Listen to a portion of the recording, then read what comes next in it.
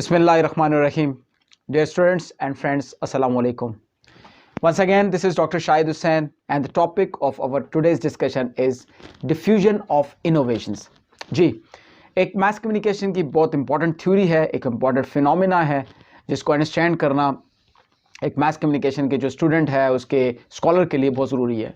तो इस पर हम डिटेल में बात करेंगे और let me tell you, I will be dividing this topic diffusion of innovations into 7 different lectures या 7 different videos. तो ये एक पूरी सीरीज होगी जिसमें I will be trying to cover all of the different aspects and different concepts of diffusion of innovations theory. आज के जो हमारा लेक्चर है हम इस पे फोकस करेंगे जो basic concepts of the diffusion of innovations है और इसके बाद फिर जो फॉलोइंग वीडियोस होंगी इसके साथ एक सीरीज़ में जो आएंगी उसमें इसके जो बाकी रिलेटेड कॉन्सेप्ट्स हैं मिसाल के तौर पर डॉक्टर टाइप्स का एक रिलेटेड कॉन्सेप्ट है इस पर हम बात करेंगे इसके लिए एक सेपरेट वीडियो जो है मैं आई will be sharing with you soon इंशाल्लाह. देन एक और इम्पॉर्टेंट एस्पेक्ट है डिफ्यूजन ऑफ इनोवेशंस का characteristics of the innovations that affect there rate of adoption. ये भी एक इंपॉर्टेंट चीज़ है तो इस पर एक सेपरेट जो है वीडियो में आपसे शेयर करूंगा, एक लेक्चर शेयर करूंगा ताकि इस टॉपिक के साथ जो है जस्टिस हो सके क्योंकि एक इम्पॉर्टेंट टॉपिक है. ख़ासकर वो स्टूडेंट्स जो डेवलपमेंट सपोर्ट कम्युनिकेशन को स्टडी कर रहे हैं तो उसकी क्योंकि जिस्ट ही या उसकी जो बेसिक एम्फेसाइज है वो डिफ्यूजन ऑफ इनोवेशंस पर ही होता है. फिर इसी तरह एक और इम्पॉर्टेंट कॉन्सेप्ट है डिफ्यूजन ऑफ इनोवेशंस का heterophily and homophily in diffusion of innovations. तो इस पर भी एक सेपरेट इंशाल्लाह I will be sharing with you a separate like complete lecture. फिर एक और कॉन्सेप्ट इनोवेशन डिसीजन प्रोसेस और फिर इसके बाद चेंज एजेंट्स का एक जो है रिलेटेड कॉन्सेप्ट है change agents in the diffusion of innovation process. और इसके बाद एक लास्ट जो हमारा लेक्चर होगा इस टॉपिक पर वो होगा डिफ्यूजन ऑफ न्यूज़. तो ये तकरीबन 7 डिफरेंट लेक्चर्स की एक कंप्लीट सीरीज़ बनेगी और सब मिला के फिर एक डिफ्यूजन ऑफ इनोवेशंस को इस थ्योरी को, इस फिनोमिना को, इस कॉन्सेप्ट्स ऑफ मैस कम्युनिकेशन को समझने में हमें हेल्पफुल होंगे. तो आज के टॉपिक पे बात करते हैं. आज हम जैसा कि मैंने पहले बताया कि today will be focusing on main philosophy या concept of diffusion of innovation. इससे पहले I shared with you 2 lectures on 2 step flow model of communication जिसमें सबसे पहले जो है पहली वीडियो जो थी वो 2 स्टेप फ्लो ऑफ कम्युनिकेशन थी और उसके बाद क्रिटिसिज्म मैंने शेयर किया था. तो आपको अगर याद हो कि द 2 स्टेप फ्लो मैंने जिक्र किया था उसमें टेकाटा स्टडीज़ का जब जिक्र हुआ और वेरी स्टडीज़ का जिक्र हुआ और ख़ासकर टेकाटा स्टडीज़ जिसमें मज़ीद उनको एक चीज़ नज़र आई थी कि जो डिफ्यूजन है या जो डिसैमिनेशन ऑफ नॉलेज है या कम्युनिकेशन है ये it was more than a dyad है. So the 2 step flow model has evolved gradually into a multi-step flow model that is often used in diffusion research. So the diffusion of innovations is a theory that seeks to explain how, why and at what rate new ideas, innovations and technology spread in a particular social system. Everett Rogers, a professor of communication studies, elaborated the diffusion of innovations theory in his book Diffusion of Innovations, which was first published in 1962 और उसके बाद इसके कई यूं समझ लेकर revise addition आ चुके हैं. So Rogers argues that diffusion is the process by which an innovation is communicated over time among the participants in a social system. So ये एक यूं समझ ले कि एक explanation of the diffusion process है कि जिसमें रॉजर्स ये कहता है कि diffusion is the process by which an innovation is communicated कि जिससे एक ऐसा प्रोसेस है जिसमें एक इनोवेशन जो है वो कम्युनिकेट होती है over a period of time एक मखसूस टाइम में among the participants in a social system. एक social system में जो भी उसके participants हैं, जो भी वहाँ की community है, वहाँ के लोग हैं, उनके दरमियान एक innovation को communicate किया जाता है एक मखसूस टाइम में. तो इस process को basically diffusion of innovation का नाम दिया गया है. डिफ्यूजन ऑफ इनोवेशन की हम बात करते हैं. डिफ्यूजन का मतलब क्या है? डिफ्यूज़ होना, यूँ समझ लें कि डिसैमिनेट होना, लोगों तक एक चीज़ पहुंचना, एक कम्युनिकेशन, एक नई चीज़ उन तक मतलब कम्युनिकेशन करना, उनको इन्फॉर्म करना, एजुकेट करना, ये सारा डिफ्यूजन में आता है. या लोग उसको जाने, उनका जानना, ये डिफ्यूजन के ज़ुमरे में आता है. जबकि जो दूसरी चीज़ है इनोवेशन, क्योंकि डिफ्यूजन किसकी हो रही है? इनोवेशन की हो रही है. अब इनोवेशन को समझना हमारे लिए ज़रूरी है कि बेसिकली इनोवेशन क्या है. वो कि हम कॉमन जो डेली लाइफ में तो हम इनोवेशन को बहुत ज़्यादा ये वर्ड यूज़ कर रहे हैं, कॉमन वर्ड है. Roger defines the word innovation as an idea, practice or object that is perceived as new. मतलब कोई भी ऐसा आइडिया, कोई ऐसी प्रैक्टिस, कोई ऐसी प्रोडक्ट, कोई ऐसी object that is perceived as new, जिसको जो एक नई चीज़ है तो उसको इनोवेशन कहा जाता है, या रॉजर्स ने उसको इनोवेशन के जो है ना पर्सपेक्टिव में उसको एक्सप्लेन किया है। यहाँ पे अब दोबारा टू स्टेप फ्लो की के साथ मैं इसका कंपैरिजन करना चाहूँगा कि जब हम टू स्टेप फ्लो की बात करें, टू स्टेप में हमने बात की थी कि पहले जो इन्फॉर्मेशन है वो ओपिनियन लीडर्स तक आती है और फिर ओपिनियन लीडर से इन्फॉर्मेशन जो है वो ओपिनियन लीडर्स अपने एसोसिएट्स के दरमियान जो है उनको डिसैमिनेट करते हैं। तो इस तरह से टू स्टेप में इंफॉर्मेशन मैस मीडिया से जो आम लोगों तक जो पहुंचती है वो दो स्टेजेस में या डायड में पहुंचती है। लेकिन लेट मी टेल यू कि the two step flow model is mainly concern with how an individual receives information and passes it along to others. That's it. ये basically two step flow model की जो एक philosophy है. While the diffusion process concentrates on the final stage of the adoption or the rejection of an innovation.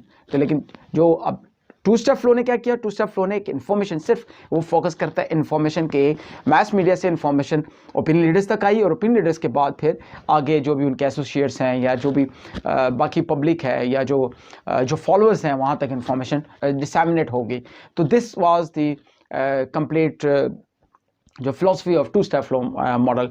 जबकि जो diffusion of innovation है, diffusion of innovation focus करता है on the adoption और the rejection of the new idea, या जिसको हम innovation कह रहे हैं या न्यू आइडिया कह रहे हैं, न्यू प्रैक्टिस कह रहे हैं, न्यू ऑब्जेक्ट कह रहे हैं। क्या whether that object, whether that new idea, new technology भी हो सकता है। सबसे ज़्यादा आजकल जो हमें इस 21st सेंचुरी में एक यूँ समझ ले कि एक वास्ता पड़ता है वो टेक्नोलॉजी से पड़ता है। तो जो न्यू टेक्नोलॉजी है, क्या whether that technology has been accepted among the target audience or that has been rejected by the target audience. तो this is the perspective of diffusion of innovations. जबकि टू स्टेप फ्लो मॉडल सिर्फ इसकी communication पे बात कर रहा था, उसमें डिसीजन इन्वॉल्व नहीं थी। तो एक तो ये एक बेसिक डिफरेंस है टू स्टेप फ्लो और डिफ्यूजन ऑफ इनोवेशंस का। और प्लस ये है कि डिफ्यूजन ऑफ इनोवेशन जो है इसके जो स्टेजेस हैं, शुरू में मैंने बात की मल्टी स्टेप है, तो बेसिकली 5 स्टेप्स जो है वो डिफरेंट जो रिसर्चर्स ने, खासकर एवरेट रॉजर्स ने भी 5 स्टेजेस या 5 स्टेप्स की बात की कि डिफ्यूजन ऑफ इनोवेशन जो है वो 5 स्टेप्स में होता है। उसको मैं आगे जाके वो कौन से स्टेजेस हैं उनकी मैं बात करता हूँ, उनको मैं एक्सप्लेन करता हूँ। एवरेट रॉजर्स इन इस बुक डिफ्यूजन ऑफ इनोवेशन, जो कि मैंने पहले भी जिक्र किया, जब उसके जो 1995 का जो 4th एडिशन था उसमें Everett Rogers examines about 4,000 diffusion publications to elaborate the innovation decision process.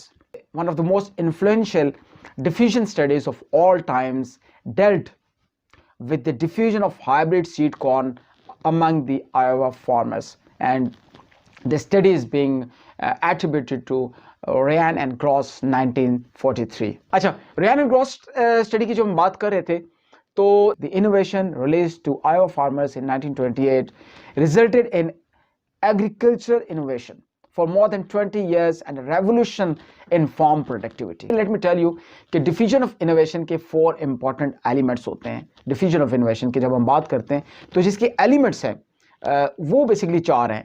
और जब हम रेयान एंड ग्रॉस की स्टडी की बात कर रहे हैं, उनकी इन्वेस्टिगेशन की बात कर रहे हैं, तो Ryan and Gross investigation also included each of the 4 main elements of the diffusion. और वो 4 एलिमेंट्स जो डिफ्यूजन ऑफ इनोवेशन के हैं या डिफ्यूजन के हैं, वो कौन से एलिमेंट्स हैं? उसमें सबसे पहले तो ये है कि एन इनोवेशन, तो जिसको आपने डिफ्यूज करना है या डिसैमिनेट करना है। सेकंड एलिमेंट जो होता है वो होता है जी कि जो इनोवेशन है that should be communicated through certain channels. ये दूसरा एलिमेंट है, मतलब channel, there should be some channel. अब वो चैनल कौन सा हो सकता है? वो मैस मीडिया चैनल भी हो सकता है, वो इंटरपर्सनल कम्युनिकेशन चैनल्स हो सकते हैं, वो ट्रेडिशनल मोड्स ऑफ कम्युनिकेशन भी हो सकते हैं, जिसमें जैसे community based modes of communication होते हैं। खासकर जो डेवलपमेंट सपोर्ट कम्युनिकेशन के स्टूडेंट्स हैं उनको अंदाज़ा होगा कि वो ट्रेडिशनल मोड्स ऑफ कम्युनिकेशन जो है वो उनके लिए डेवलपमेंट सपोर्ट कम्युनिकेशन के लिए ज़्यादा बेनिफिशियल होते हैं। तो सेम डिफ्यूजन ऑफ इनोवेशन के लिए भी वो ज़्यादा बेनिफिशियल होते हैं, लेकिन हमेशा देयर इज़ अ मैरिज और देयर इज़ अ क्लब, या जो एक यूँ समझ लें कि एक अमेलगम होता है of the mess media and the interpersonal communication channels के। तो 2 मैंने आपको एलिमेंट्स बताए। पहला एलिमेंट मैंने बताया एन इनोवेशन, सेकंड कि it should be communicated through certain channels. तीसरा एलिमेंट जो है डिफ्यूजन का वो होता है कि ओवर टाइम जैसे शुरू में मैंने एल्बर्ट रॉजर्स की डेफिनेशन भी जब आपको एक्सप्लेन की थी तो उसमें भी ओवर टाइम का जिक्र आया था। तीसरा एलिमेंट है एक खास टाइम में आप उसको डिफ्यूज़ करने की कोशिश करते हो। तो चौथा एलिमेंट है डिफ्यूजन का, वो है जनाब among the members of A social system. तो एक सोशल सिस्टम है, उसके जो मेंबर्स हैं, मिसाल के तौर पे एक फार्मर्स है, तो ये एक सोशल सिस्टम है। तो जो भी एक कम्युनिटी के जो सारे फार्मर्स हैं, अगर उनके दरमियान अगर आपने कोई हाइब्रिड सीड, एक नया सीड जो है डिफ्यूज़ करना है, या एक नई हार्वेस्टिंग टेक्नोलॉजी आपने डिफ्यूज़ करनी है, तो वो आपके फार्मर्स हैं। या अदर देन दैट अगर कोई भी आपकी कम्युनिटी है तो वो उसमें उसके जो मेंबर्स हैं उनके दरमियान आपने डिसैमिनेशन करनी है अपनी इंफॉर्मेशन। तो ये 4 एलिमेंट्स हैं, मैं रिपीट करता हूँ, एक innovation communicated through certain channels over time and among the members of A social system. ये 4 एलिमेंट्स हैं डिफ्यूजन के, डिफ्यूजन ऑफ इनोवेशन के।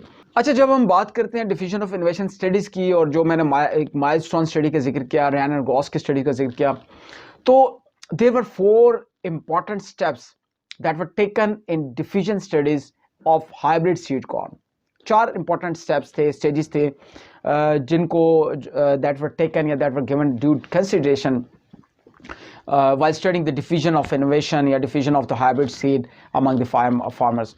उसमें सबसे पहले क्या था, पहला जो स्टेज था या पहला जो स्टेप था इंपॉर्टेंट था कि some 259 farmers were interviewed to ascertain when and how they adopted hybrid seed corn and to obtain information about them and their farm operations.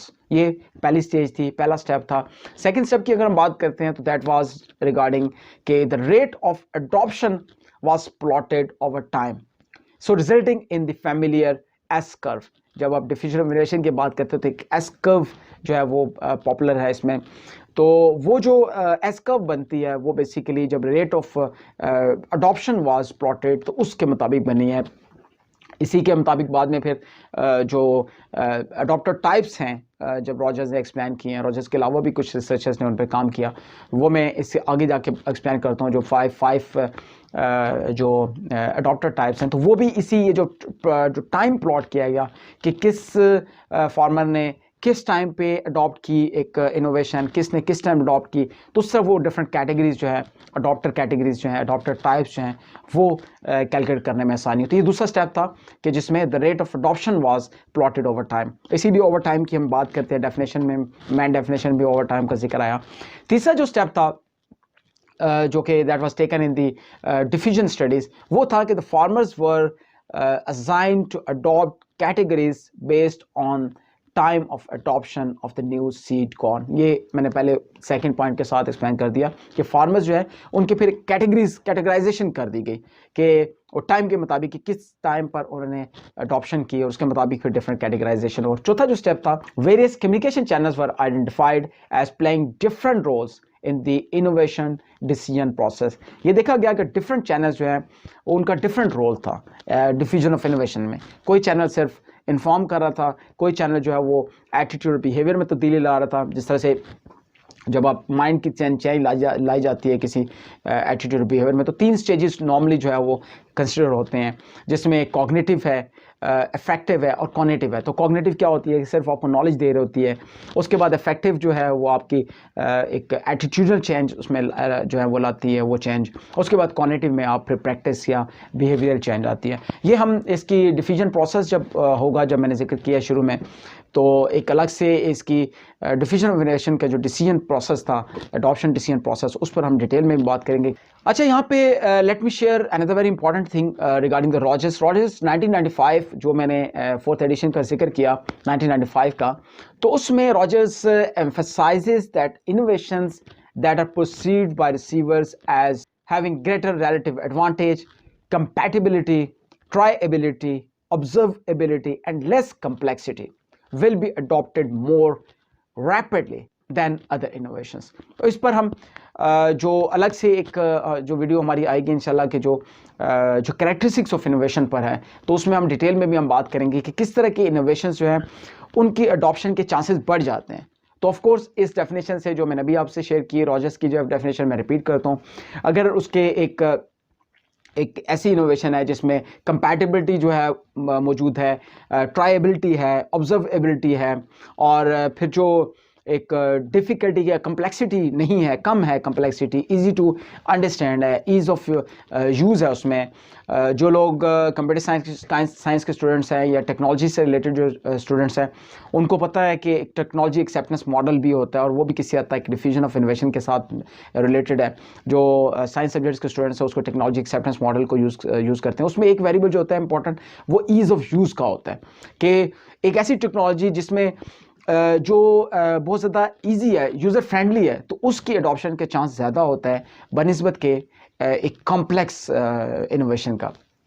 जो एक कॉम्प्लेक्स इनोवेशन होती है उसकी जो एडॉप्शन है वो थोड़ी डिलेड होगी, और या उसकी रिजेक्शन के चांस भी ज़्यादा होते हैं। तो ये बेसिकली रॉजर्स ने 1995 में ये emphasise that innovations that are perceived by receivers as having greater एक रिलेटिव एडवांटेज, एक तो ये ग्रेटर रिलेटिव एडवांटेज, जो ऑलरेडी एक चीज़ आप यूज़ करें, एक प्रैक्टिस यूज़ कर रहे हैं, उससे ज़्यादा एडवांटेज आपकी इनोवेशन को जो है ऑफ़र करना चाहिए, तब वो एक्सेप्ट होगी। इस तरह दूसरा वेरिएबल जो मैंने बताया, compatibility, trialability, observability and less complexity. तो अगर एक ऐसी जो इनोवेशन है तो that will be adopted more rapidly than other innovations. ये एक बेसिक फिनोमेना था, एक बेसिक कॉन्सेप्ट था डिफ्यूजन ऑफ इनोवेशंस का। यहाँ पे बेसिक कॉन्सेप्ट जो है वो कंप्लीट नहीं होगा जब तक कि हम अडॉप्टर कैटेगरीज का जो मैंने जिक्र किया, अडॉप्टर टाइप्स का जिक्र किया डिफ्यूजन ऑफ इनोवेशंस में। तो वो जो ओवर टाइम का मैंने जिक्र किया, जो ऊपर हमने स्टेजेस में बात की कि टाइम वाज कैलकुलेटेड, कि कितने फार्मर्स ने किस टाइम जो है वो सीड को अडॉप्ट किया, जो हाइब्रिड सीड था, किस फार्मर ने कितनी देर से किया, कितने पहले किया, उनकी बेस पर अडॉप्टर कैटेगरीज जो है वो डिवाइस की गई। और उसमें हम अगर रॉजर्स की तरफ दोबारा जाते हैं तो रॉजर्स 1995 एक्सप्लेन्ड 5 अडॉप्टर कैटेगरीज या types as regards to diffusion of innovations, which are, सबसे पहले है जी इनोवेटर्स, सेकंड है जी अर्ली अडॉप्टर्स, तीसरे हैं early majority, fourth is the late majority and fifth is the laggards. Concept of diffusion of innovation है वो हमने डिस्कस कर लिया है। नेक्स्ट वीडियो में इंशाल्लाह हम जो अडॉप्टर कैटेगरीज है, अडॉप्टर टाइप्स है, इस पर हम बात करेंगे। उसके बाद फिर हमारा अगली वीडियो इंशाल्लाह होगी कैरेक्टरिस्टिक्स ऑफ इनोवेशंस पर होगी, और उसके बाद हिट्रोफिली एंड होमोफिली का जो एक कॉन्सेप्ट है, एक रिलेटेड कॉन्सेप्ट है regarding the diffusion of innovations, उस पर हम बात करेंगे। उसके लिए अलग से वीडियो इंशाल्लाह आपके साथ शेयर करूंगा बहुत जल्द। और फिर इनोवेशन डिसीजन प्रोसेस, इसको भी समझना बहुत ज़रूरी है। उसके बाद फिर चेंज एजेंट्स की बात करेंगे, और उसके बाद डिफ्यूजन ऑफ न्यूज़ पे हम बात करेंगे। अगर अभी तक आपने मेरे चैनल को सब्सक्राइब नहीं किया तो do subscribe it right now. Also press the bell icon, और उसमें ऑल के ऑप्शन पर ज़रूर क्लिक कीजिएगा, ताकि तमाम आने वाली वीडियोज़ जो है वो आप तक रेगुलर पहुँचती रहें। अपना बहुत ख्याल रखिएगा। बहुत जल्द इंशाल्लाह अगले लेक्चर के साथ और से मुलाकात होगी। अल्लाह हाफ़िज़।